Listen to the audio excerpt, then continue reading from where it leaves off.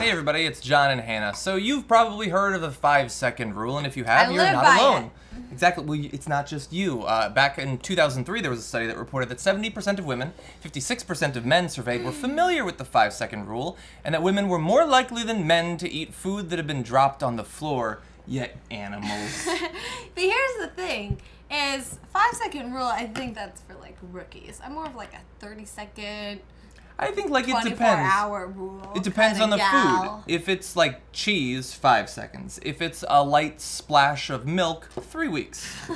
I'll lick it off the paving but stones. I also think this is unfair because I think the 5-second rule usually happens when you are cooking in the kitchen, and I think women predominantly spend more time in the kitchen than men. I think that's sexist. I'm not saying it's sexist. Oh, you like it that way, don't ya? Okay, well, why don't you just make yourself a sandwich then?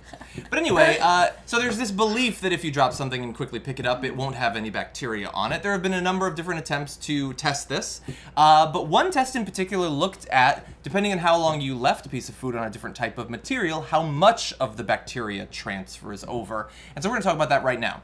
To find out, researchers inoculated squares of tile, carpet, or wood with salmonella. 5 minutes after that, they placed either bologna or bread on the surface for 5, 30, or 60 seconds, and then measured the amount of bacteria that actually was transferred from the surface to the food. They repeated this exact protocol after the bacteria had been on the surface for 2, 4, 8, and 24 hours to see what effect the aging of the bacteria would have.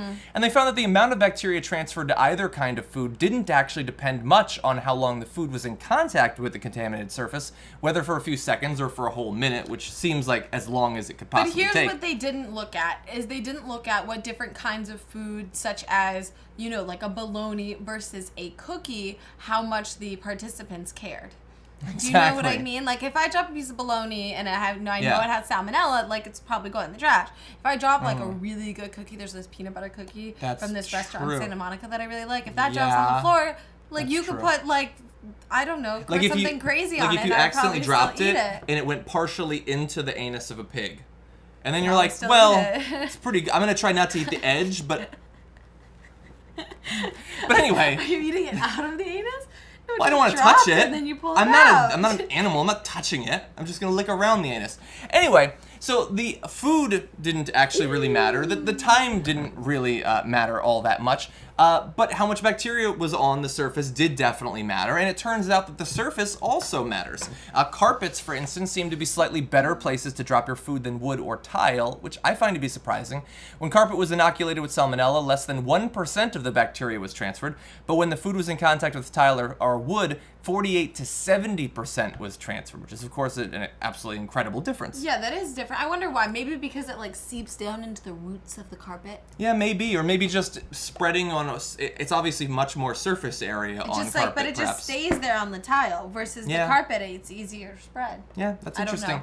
I don't know. Now, whether you should go on eating food that you drop on the floor is a totally different question. How much bacteria is on your floor is something that you're going to have to figure out for yourself. You should probably look into that. The thing that they said is, like, even if you get some of the bacteria on your food and you still eat it, like, you're going to be fine unless you have deadly bacteria on your floor. And there is some bacteria that very deadly bacteria on your floor. Exactly. Well, where else are you going to keep it? I got a pig running around, okay? I don't want him to accidentally... Anyway, yes, so don't keep deadly bacteria around. You're probably going to be fine with picking up something off the floor really fast.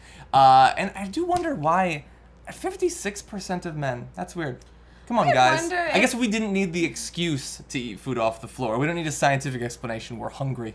Maybe that's what it is. Or maybe women are more frugal. They don't want to waste the money. Maybe that's why.